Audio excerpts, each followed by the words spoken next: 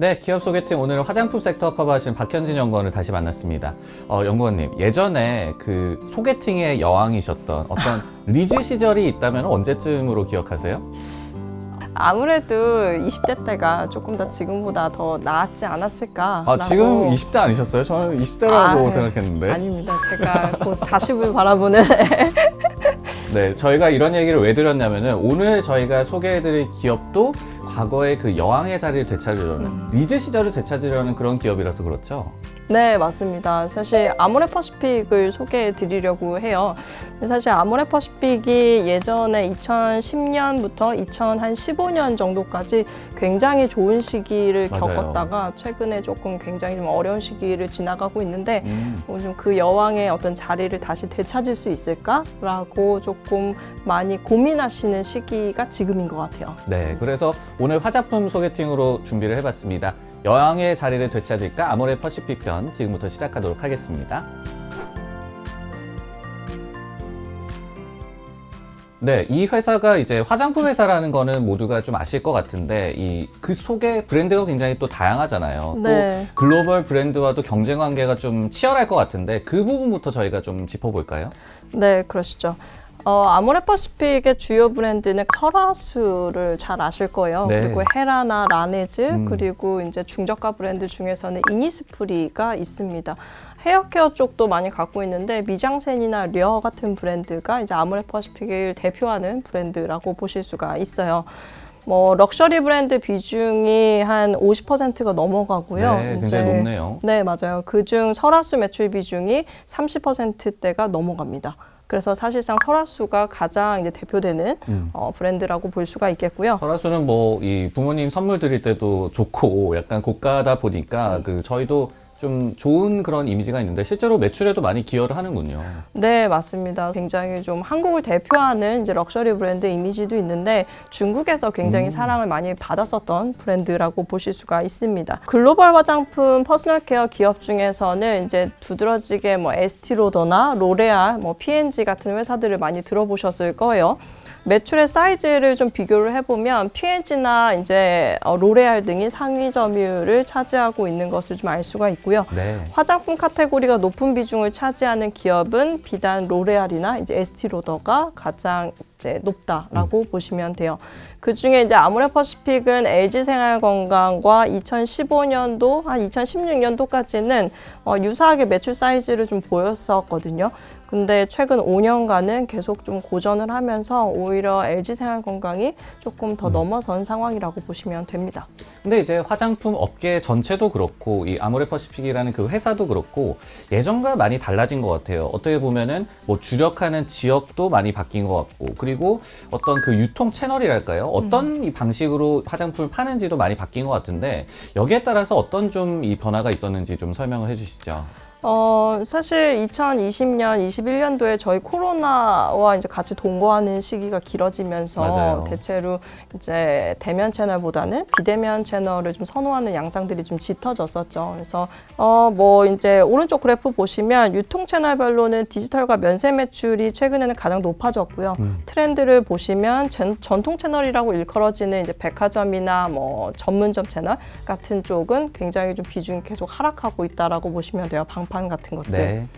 그리고 지역별 매출 비중은 이제 그래프에 이제 보시다시피 국내가 한 60%대 그리고 아시아가 한 35%, 그 중에서도 중국이 한 70%라고 보시면 됩니다. 그래서 사실은 중국이 굉장히 어떻게 되느냐에 따라서 좀 좌지우지 되는 상황이라고 보시면 될 것 같아요. 아까 이제 팬데믹의 영향도 말씀을 하셨는데 그러다 보니까 이 회사들도 대응을 하는 것 같아요. 예를 들면은 이제는 색조 화장 쪽이 아니라 이 피부 관리 쪽으로 또 집중을 한다든지 아모레퍼시픽도 이렇게 변화된 지역별 또 유통 채널 이런 거에 대해서 좀 대응 전략을 지금까지 좀 어떻게 세워왔나요?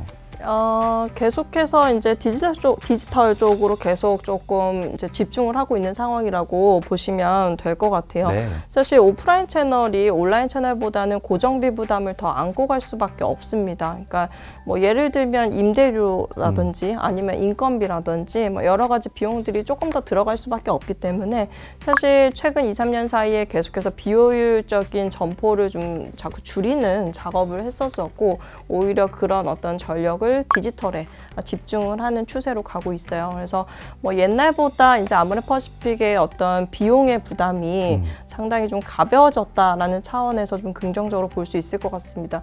사실 뭐 최근에 보여줬던 실적에서도 실제로 최근 2, 3년 동안 열심히 구조조정하면서 살을 많이 뺐던 어떤 효과가 좀 나타나고 있는 상황이라고 좀 보여져요.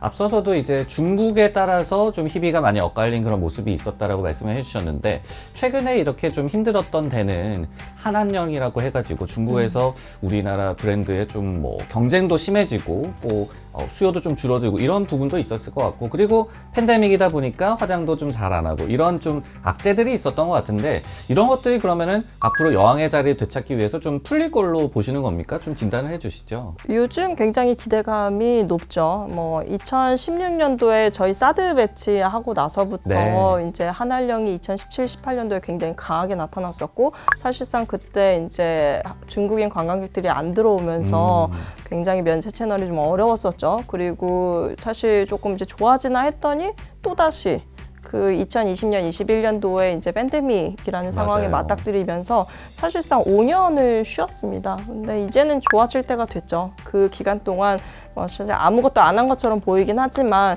뭐 전반적으로 아모레퍼시픽의 뭐 여러 가지 이제 비유기적인 성장을 어떤 도모하기 위한 M&A를 굉장히 최근에도 열심히 좀 집중을 하고 있는 상황들이 좀 눈에 띄고요. 물론 이게 단기적으로 실적에 와닿지는 않을 수도 있어요. 네. 근데 뭐 보통 아모레퍼시픽이 2020년, 21년도에 굉장히 이런 쪽으로 지분 투자를 굉장히 많이 해놨던 부분들이 오히려 올해 말 아니면 내년도에는 조금 더 빛을 발하게 되지 않을까라고도 좀 볼 수 있을 것 같습니다. 아까 뭐 M&A 잠깐 얘기를 해주셨지만은 그런 부분을 포함해서 그러면은 뭐 중국 부분, 그리고 팬데믹 이제 끝나면서 풀리는 부분을 또 외에 신성장 동력이랄까요? 어떤 성장을 도모할 만한 그런 동력을 어디에서 좀 찾을 수가 있을까요? 사실 장기적으로 보면 이제 아모레퍼시픽이 향후에 이제 기존에 갖고 있는 브랜드 말고 조금 더 이제 뉴페이스가 될 수 있을 만한 신규 브랜드 혹은 기존 브랜드를 리빌딩하는 어떤 전략들을 통해서 아시아 시장에서 조금 더 성장성을 좀 높여볼 수 있는 여지가 좀 생기지 않을까라고 보고 있습니다. 사실 아직은 조금 막연하다고 느끼실 수는 있어요. 네. 근데 최근에 뭐 여러 가지 이제 지분 투자를 많이 하고 있는 것들을 좀 들여다보면 전반적으로 이제 미래 먹거리에 대해서 굉장히 좀 고민을 많이 하고 있는 상황인 것처럼 보입니다.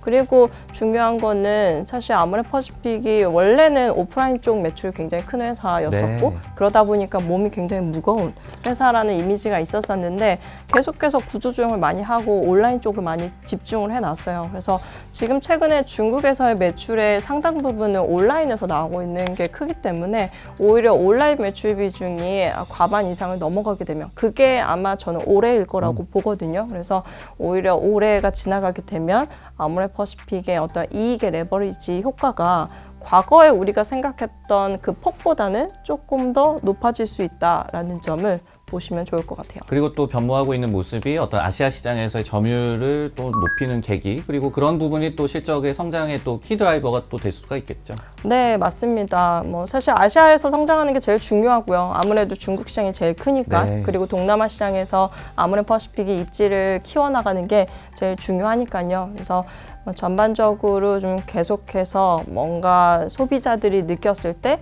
새로울 만한, 사실 여자들이 화장품을 살 때 항상 뭔가 새로운 것들을 자꾸 신상. 갈망을 하거든요. 맞아요. 조금 더 좋은 제품이 없을까라는 어떤 실험적인 소비도 많이 하고, 그러다 보니까 사실은 계속해서 조금 많이 투자도 하고 뭐 여러모로 자체 사내 벤처가 있어요, 아모레퍼시픽은. 네. 그래서 사내 벤처를 통해서 좀 새로운 어떤 조금 힙할 수 있는 일명 그런 신규 브랜드를 계속해서 좀 발굴해내는 그런 노력이 좀 필요해 보입니다. 네, 오늘은 그 여왕의 자리를 되찾을까라는 주제로 아모레퍼시픽에 대해서 공부를 해봤는데요.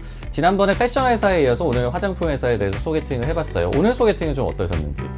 네. 사실 제가 가장 좋아하는 기업이기도 하고 네. 최근에 시장에 관심을 굉장히 많이 받는 기업이기도 합니다. 그래서 사실은 제가 오랫동안 정이 들었던 회사이기도 해서 조금 더 지금보다는 나아지는 어떤 기업의 이미지가 되기를 소망을 하는 부분들이 큽니다. 네, 그러면 이제 기업에 한해서는 앞으로도 소개팅 애프터 해주실 거죠?